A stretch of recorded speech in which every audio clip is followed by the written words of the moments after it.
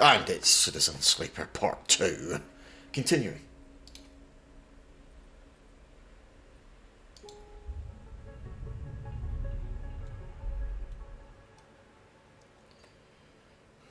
Continuing on from where I left off in Part 1.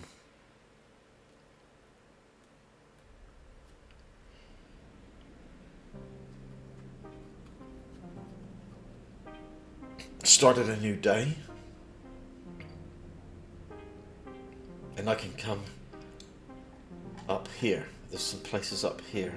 Dock C4. The Rotunda. Dock B2. The Bright Market. And the gate. So let's go up and take a look up here. Merchants willing to run the gauntlet of the Helian system are rare, but those that do always return eventually. There's a cycle clock here. Interesting music.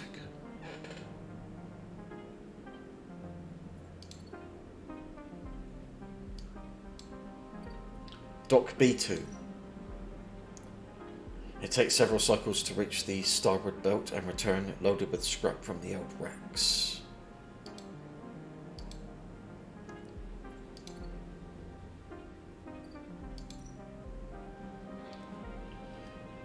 Critical action here. Steal the dock plans. Having its security have to have plans. Stealing them will be the fastest way to get to know this place and the most dangerous. It says danger. It's a dangerous action. Other choices. Explore the Rotunda. Risky. See a -1 there. The rotunda of the old dock is filled with passageways and concourses leading to all kinds of docking bays. That's repeatable. This is critical. And I have 1 dice here, which is 100% positive. So let's do the danger one.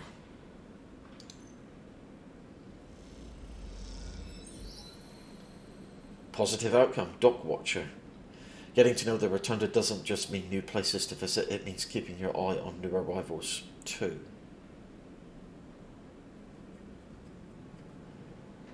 Okay, and I've still got 1 dice left. So now I come back to this screen. More stuff. So let's go from the bottom of the ship up and see what's available. There's the shipyard, Havenage construction yards. So I can look at that now. And there's actions to be had here too. There's a risky one, repeatable, assist a shipbuilder. You don't have connections, but you do have skills. If you can get a shipbuilder to notice them, you might be in.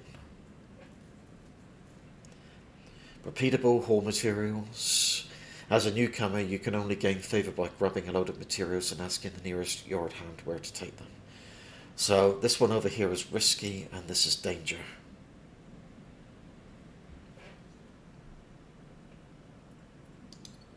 Okay. I got my home. I've got the yard.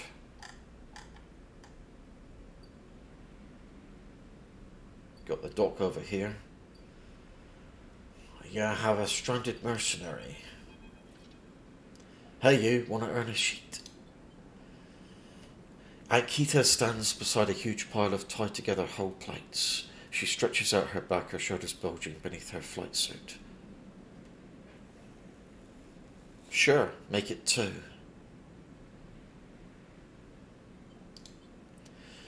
You cross the docking concourse as she begins to split the plating into 2 bundles. What is it with this place, she asks, as she lashes the massive plates together. Everyone wants their cut. She straightens up to an imposing height, her armor plates creaking, and looks you up and down. Don't try anything, all right?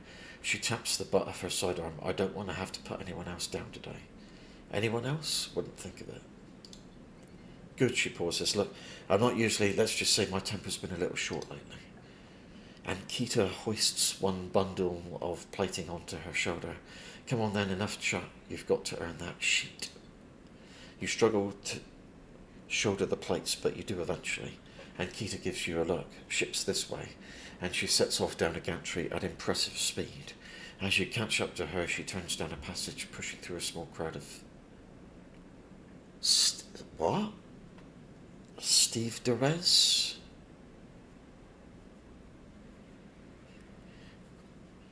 Why are you doing this yourself, or what's all this for? Oh, this? She nods at the plates on her back. I'm building a treehouse. She gives you another of her looks. She rapidly turns another corner as you trail behind. She got cut up pretty bad on our latest job, and I had to moor up here for a spell. But since then it's only gotten worse. Someone got in and sliced the core from our ship mind, so now she's gone dark. She shifts the panels on her shoulder. The upshot is that I'm short one ship mind with a ton of repairs to do, and the rest of the crew signed off at the moment. They got wind of I've been stranded, so yeah, it's been a time. Sorry to hear. Anything I can do to help? I don't know. Got a ship mind tucked away on that frame of yours? For a moment you aren't sure if she is serious. And Kita swings the plates from her back, almost knocking you over in the process. This is me. She hauls the second bundle off your shoulder. You're the first person I've met here who might actually be considered helpful. She pauses, chewing her bottom lip. Look, you want to help? Come see me. I need a hand putting Amber back together, and you don't seem like the type to try anything stupid. She passes the bundles of plates through the ambergress's outer lock and then turns back. Just don't go spreading all this around. And Kita throws you a couple of sheets. Consider it a bonus for not trying to grift me. She gives you a parting nod and ducks through the doorway. All right, get out of here, she calls back, and the lock slams shut. New drive discovered.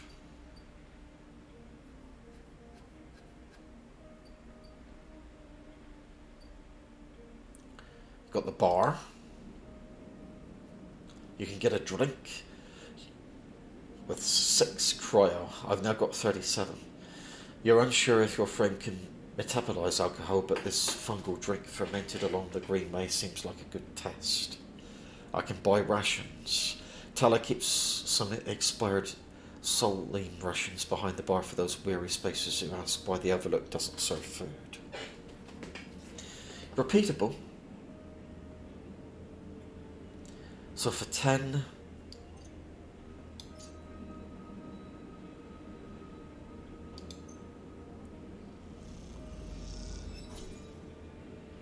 I buy some rations, and for 6, I get a drink.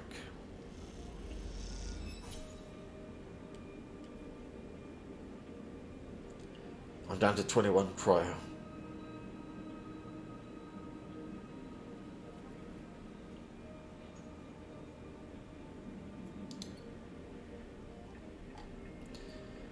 The sealed dock. Unlock. These old maglocks look like they each need an encrypted key to open. Why the heavy security for a decaying lock? So, I've got to find a key.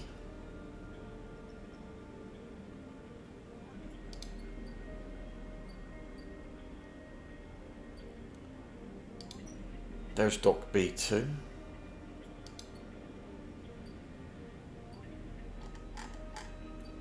Over here we've got the bright market. Critical action here. Ask for directions.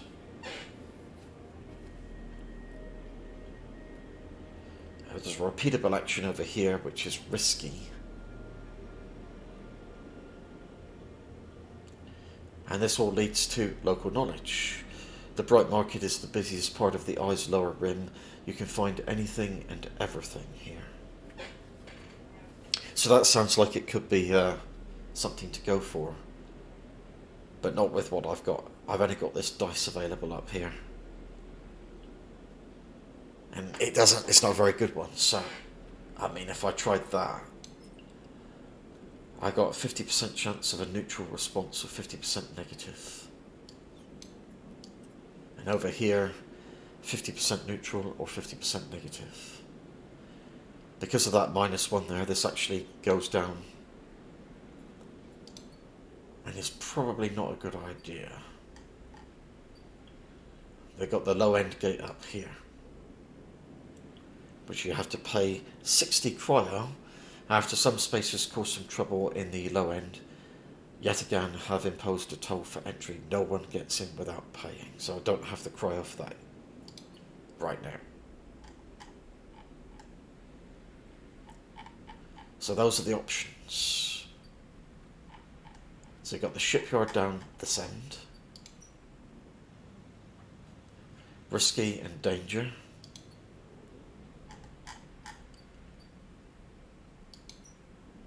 You can go to the yard. That one's safe, manual salvage. The last remaining dice, if I put that in there, I got a 25% chance of a positive, 50% neutral, or 25% negative. So I'm going to try this.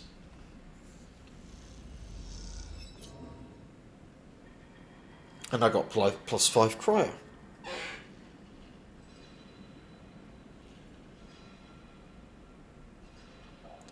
Survive, find a doctor. Don't forget my objectives here. You need access to corporate pharmaceuticals, otherwise this escape attempt will come to a rapid end. I've got to find a doctor.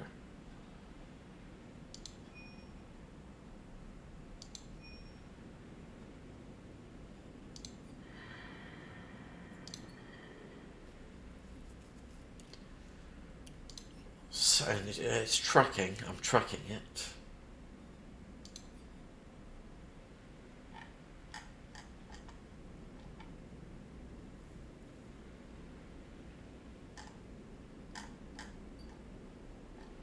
And this is the one with the yellow dot. So, the Find a Doctor quest is linked to this place. Okay. Nothing I can do right now, though, except go home, because I'm out of dice. And I end the cycle.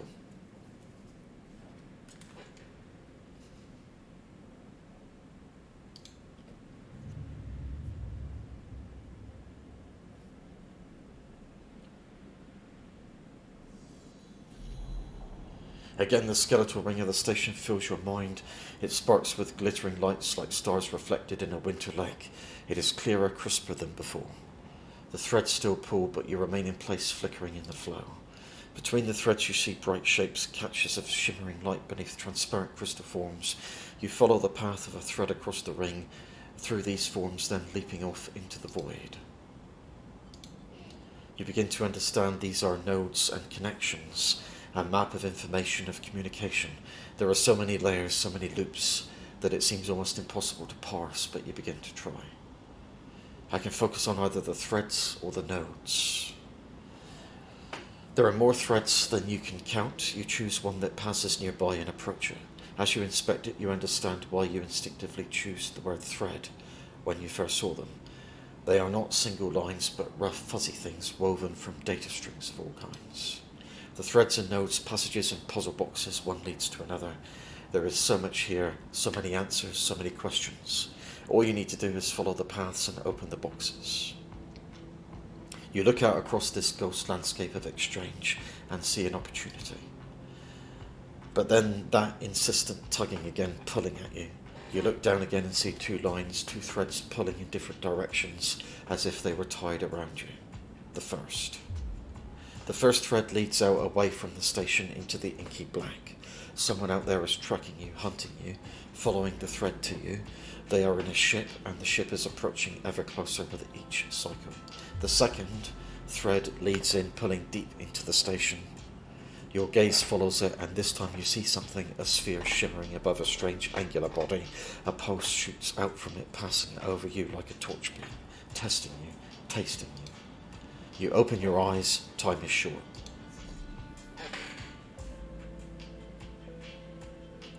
Hunted is now added down here. Someone out there is tracking you, following your trail. It won't be long before they arrive.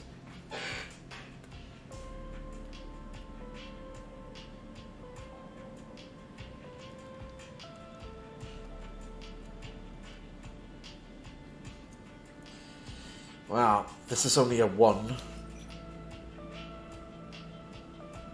Which gets turned into a 2 there.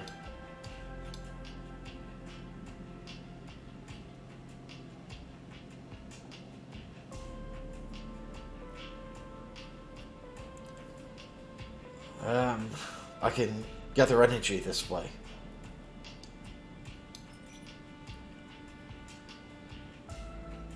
So I can use one of the available dice here, I think. Something has changed inside you. You can now access the data cloud of the Eye, a network of decaying protocols and data caches. While there, you can use dice and items to access systems and extract data. But be careful, these networks are old and strange. Click the Eye button at the top of the screen to toggle this view on and off.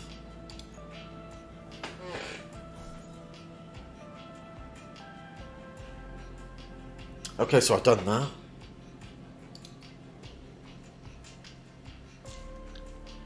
Now, for the objective, I know I need to go here. And use my best dice. Either ask for directions or explore the market. That's danger, and this is risky. Gonna try this. Okay, local knowledge is lit up down here now. The bright market is the busiest part of the Eye's lower rim, so find anything and everything here.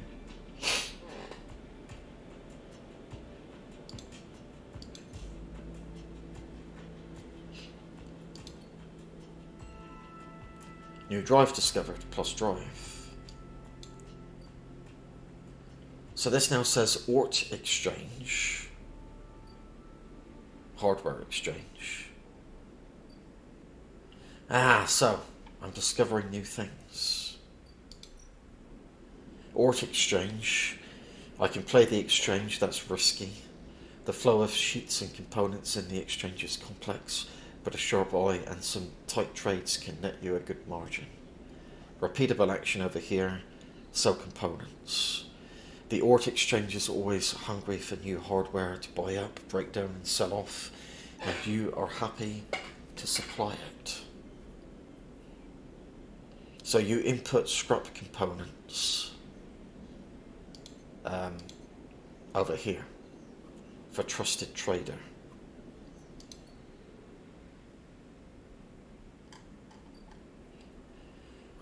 Now over here we have the street food vendor. Emphas is busy, his broad face uplit by the makeshift gas burner in front of him. With precise, delicate movements, he lays thick chunks of marinated fungus into a dented wok, his other hand idly tossing a metal bowl of sliced vegetables in some bread-flacked dressing. The smell is incredible. You watch as he fulfills a set of orders, heaping the fungus with the bright solid and depositing it in plastic trays. A stack of sheets rattles in his apron pocket as customers file past the burner, handing over payment. I can approach or watch. You join the queue. It's mostly made of off-duty salvagers.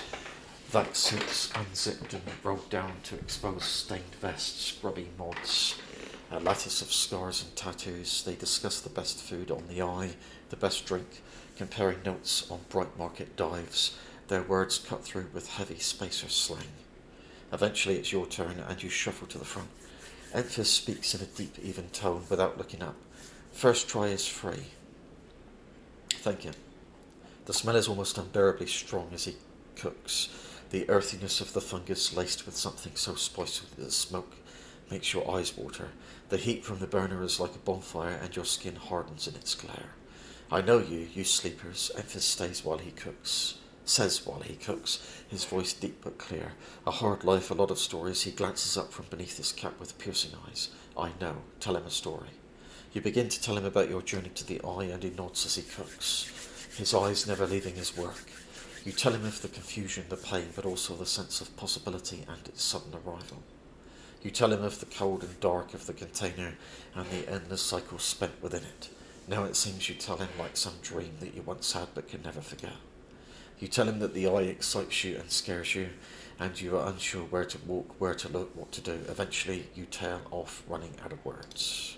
He places a plastic tray of steaming fungus in your hand. Next time we can talk some more, he smiles. But next time, you pay. He slams a heavy hand against a button on the burner side and it shuts off. The roar of the flame in its impressive heat fades. Next time then, sleeper. He waves you away and begins to oil the walk. Before you turn back to the alley, you notice the geometric patterns of circular scars across his forearms, each surrounded with a constellation of glinting pin marks. You walk away, and as you do, you take a bite of the rich, spicy, delicately sweet fungus. Your taste sensors light up like a fusion reactor. You'll be back. New drive discovered. That's the gate over there. This has got the yellow dot by it. Sabine, the doctor, found it. Next comes the call from the enforcer at the door. You shuffle down the flickering hallway towards the open apartment door. You keep your head down and your shoulders high in the queue, trying not to bring attention to yourself. You are thankful for the tip-off that a doctor was operating out of this place, but now you are here, you aren't so sure. The gang enforcer on the door, the flickering light strips, the decaying hab block, they have all made the long queue a test of your nerve. But your options are few, and without a supply of stabilizer, this body, your body, will... You suppress a shiver and shuffle forward to the front of the queue. You try and find something to distract yourself. I can look inside, or look at the enforcer. You lean against the door frame and look into the apartment. The entryway is dark, punctuated by the green indicators of stacks of sealed containers. You lean in and see amber light filtering through a far doorway, screened with plastic sheeting beyond which blurred shapes move. The slap of the enforcer's palm against the doorway jerks you awake. Wait your turn, he growls. After a few moments, the figure pushes through the doorway and you catch a distant voice. Send the next one in, Toshiro. The enforcer jerks his head. You slip inside, passing through the dark entryway and pushing through the plastic sheeting on the far door. The room beyond is bathed in warm light. A floor-to-ceiling transparent panel gives a full view of the Bright Market's sealed roof and the buzzing traffic above, and for a moment you are transfixed by the motion. Come sit, comes a sharp voice, and you see a silhouetted figure turned away, replacing the plastic sheeting over the frame of a simple folding bed. You make your way across the room. The figure turns, and as they do, you see an expression of confusion flash across their features. They open their mouth as if to speak, they blink, and then quickly regain their composure. Please sit. They gesture to the bed, then turn to an open case of tools on the table. You sit. Sabine turns a compact diagnostic scanner of some kind in their hand. They hold it to their eye. Remain still, please. Their tone is clipped and businesslike. You stare ahead, still dazed from their expression, when you entered. Fear, recognition, sadness unmistakably etched across their face. How long have you been on the station? They ask, the scanner still to their eye. You can do a few cycles, or don't answer. They nod. It's good you came to me. They set the diagnostic scanner on the table. I'm going to start by assuming you don't know anything. They take your arm and roll up your sleeve, inspecting your synthetic skin. Your body is dying. They say it without ceremony, without drama, but not without empathy. SNARP doesn't like to see its proprietary technology let loose. To prevent bodies like yours, frames as they call them, from being stolen, repurposed, or in your case, escaping, they built in a process of so-called planned obsolescence. Frames decay rapidly when not regularly injected with stabilizer, one which SNARP remains the sole producer of. They look up. Sound familiar? Say yes, no, or how do you know this?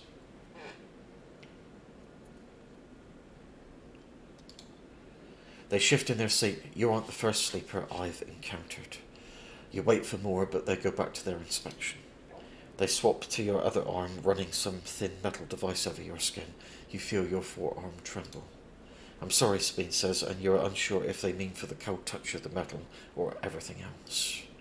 Emulations like you, sleepers, as most people know you, aren't classified as people in any of the surrogate systems. You have no rights, no status.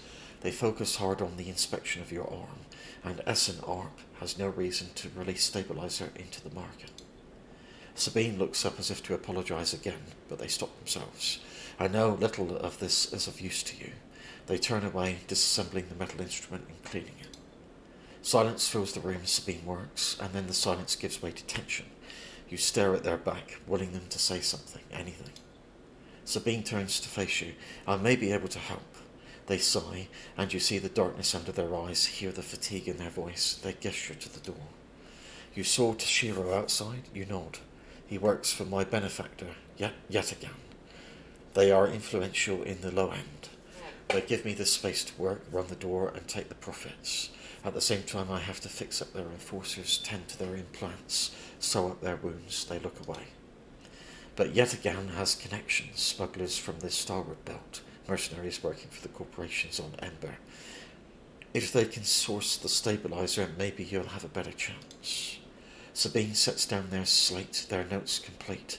This is dangerous, and it will be expensive, but I think we can do it. So why help me or thank you? Sabine walks away to the window, their face dappled by the shadows of passing drones. Let's see if this works first. I'll let you know when I have a lead. You nod and leave, Sabine still staring out, unmoving. When you reach the lower level of the market, you look back up through their panels of the roof to see if you can see their face, but the room looks dark against the lights of the market.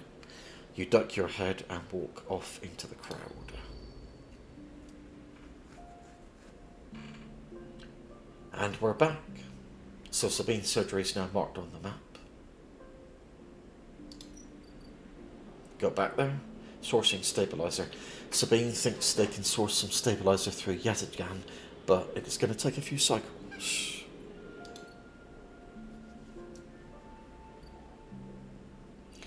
I only have the one dice left here. Not a good one.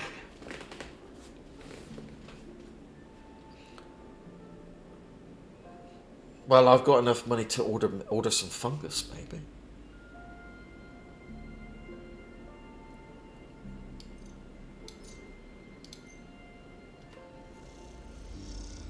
I guess I'm gonna need it. Your mouth stings as your sensorium sends warning signals over and over. This is the good stuff. So you see, I've made some progress here, look. Memphis doesn't trust people easily, but he notices his regular customers in his own quiet way. So I've done that. Spent some money.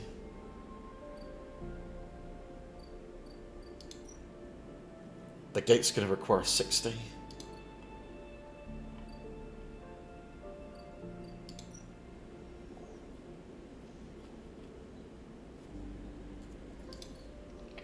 Can I do anything else?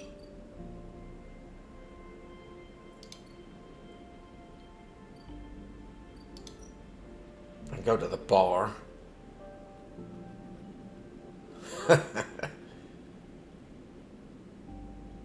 Let's have another drink.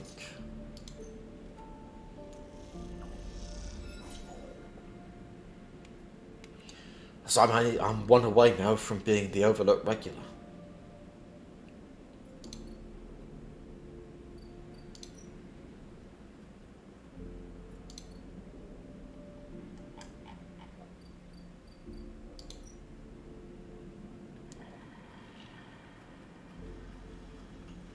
Don't forget the debt cording is gradually going up here too.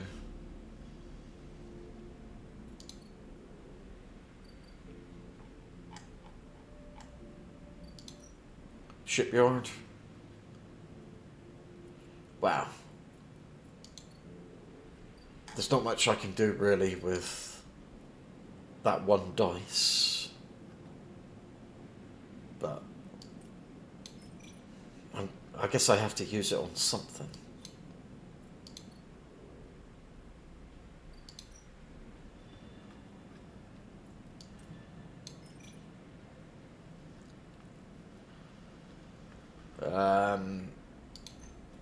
Because I want to use it up. Back in business. It's gone up there for doing that. And I got some cryo as well. So before I end the cycle, I could go back to the bar and I could buy another drink.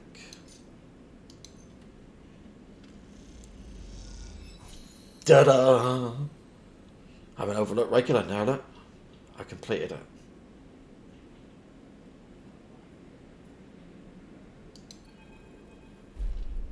The glass shatters on the steel bar beside you, and the taunts don't take long to follow.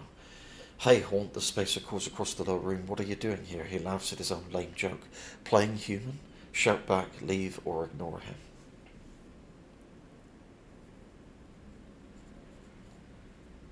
Ignore him.